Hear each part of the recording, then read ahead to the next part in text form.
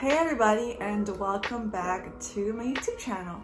My name is Thaisa. I am a 22-year-old living in Miami, Florida, and I bring this channel just to bring a place for empathy, healing, and a safe place just to talk about your feelings. So today, I want to talk about mental blocks. You know, those little things that keep you from staying on track with your goals, things that don't let you set boundaries properly, you know, the little blocks in your head that don't help you in life. Talk about those. But before we talk about those, I want to start something called Phrase of the Week. So phrase of the week, I will give you guys one phrase that will tie into the video, obviously, but just for some reflection. And basically, this week's phrase will be self-growth or self-sabotage. I feel like sometimes we interchange them and we pretend like they're the same thing when they're not. So sometimes you could be thinking that what you're doing is for your beneficial health, for your mental health, and it's important to, you know, take care of yourself, because sometimes what you're doing for self-growth can actually sabotage you in the end. And sometimes what you think will be hurting you, or sabotaging you, can actually benefit you in the long run. So, get this going. So for me personally, I have a really bad habit of flaking on friends because of my insecurity and my anxiety to go out. So my friends will invite me to go out and I will say, yeah, I'm going for sure. And then 20 minutes to the event, I'm like, yeah, I'm not gonna come anymore. I don't feel well. And they all know it's not because I'm not feeling well, it's because I'm getting anxious and I don't want to go out when I'm anxious. And I stopped doing that recently, and I've started just, saying, fuck it, I'm gonna go out because they want me there and I want to be there, and I'm having less and less moments with my friends because I'm getting anxious or insecure about how I look, how I feel, how I think I look to other people, how I sound to other people, and literally it doesn't help because I already have an anxious personality. I already have social anxiety as it is, but because of the fact that I'm hiding myself in my room on a Friday night, it doesn't help at all. It's actually worsening my anxiety because now I'm in my little closet of a hole and I'm just not doing anything that's beneficial to me and my sense of self and my sense of priority. So here is how I stop myself from self-sabotaging and improve my self-growth. So I think to myself, you know what? I'm going to leave my house. I'm going to stay for at least an hour. If I genuinely do not feel good, I know they'll appreciate that I came out in the first place, and I'll leave. But I'm going to at least go for an hour and speak to people and try to open up, because usually towards the hour mark is when either you get to start to feel worse at the event or you feel better and you feel like you can open up more. And usually I feel better after an hour. So this is what I do at least. So let me know in the comments down below, what do you do that self-sabotages your growth, and whether you consider it what you think could change your habits and what you think you should do instead. So now let's get on to the video. Okay, so here is my little journal, and I write my entire life on this, and I mean it. And this is actually a gift from somebody very special to me. He recommended that I journal, and he bought me this pack of like 5 mini notebooks from Amazon, and it's my last one, sadly, and I have to buy more. But told me that he thinks I should journal my thoughts because sometimes it helps when you write down on paper what you're feeling. And he was right, it does help. So let me know if you want me to recommend you guys little prompts that I use to help with my anxiety, help with my issues when it comes to feeling like I can't do anything right now, where I'm frozen. I usually write in this, and I can just share them down below if you want me to make a video on just like on journal prompts itself. And and I recommend journaling because sometimes it actually helps to write down what you're feeling, because sometimes when you write down your actual block, you realize just how crazy it sounds when you write it down. It's like, this is what's stopping from this? Like, that sounds so crazy.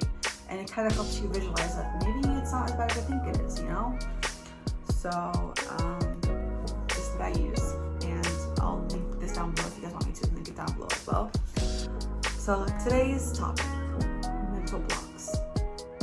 So one of the first steps that I like to do when it comes to mental blocks is I like to identify whether it's a physical or mental block. Meaning if it's something physical that's stopping you from concluding your goals, then you approach it a different way.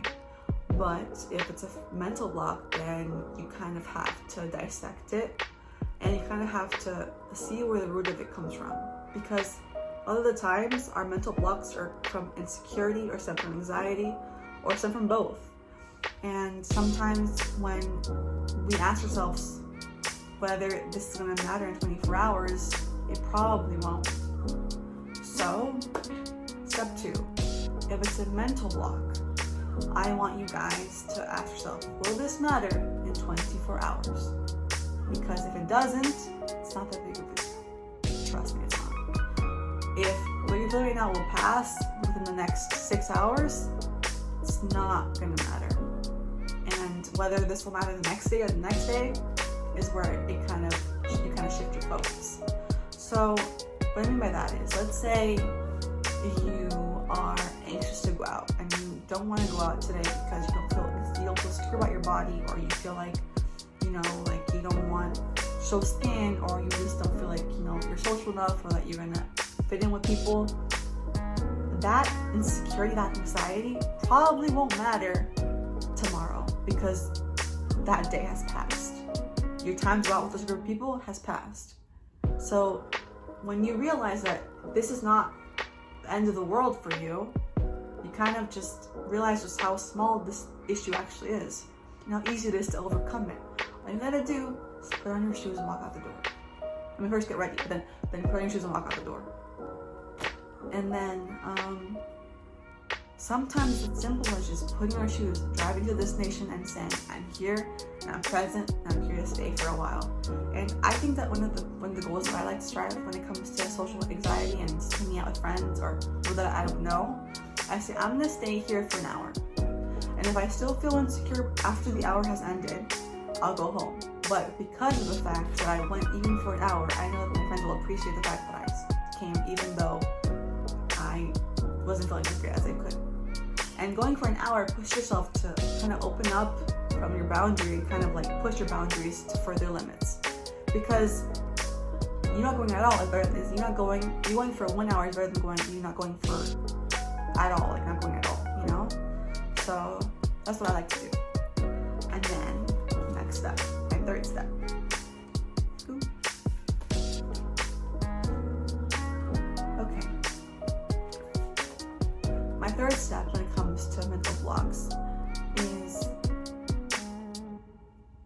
making the positive out of what you're doing. So sometimes all we can do is focus on the negative, but when you focus on the positive of what you're doing, it actually helps you overcome your mental blocks. Meaning that you could say like, oh, I'll go out and I'll feel anxious, but you say, oh, I'll go out and I'll get to meet somebody new.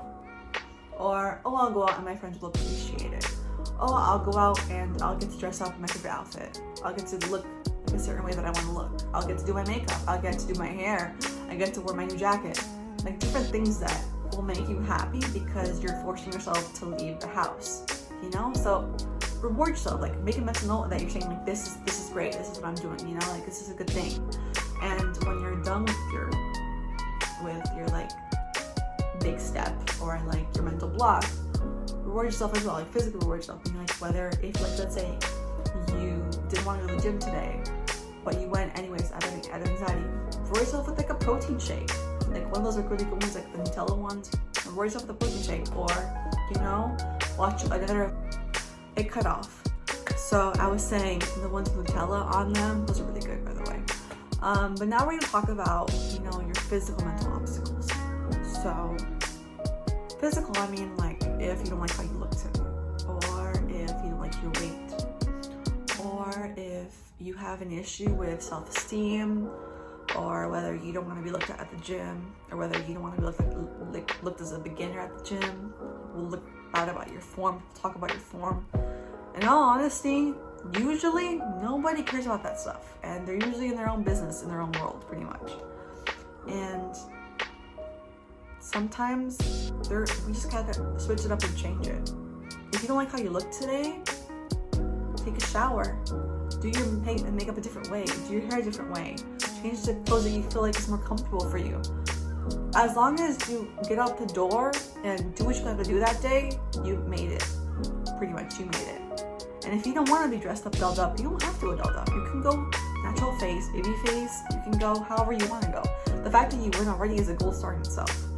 If you don't like how you look today, like you don't like how your body is today, change your outfit. Make it look a little different. Maybe if you don't want to show too much skin, cover up a little more. Maybe if you want to show more skin, show more skin. Show more cleavage. Have like a mini skirt. Like, whatever you want to feel good, you should be doing.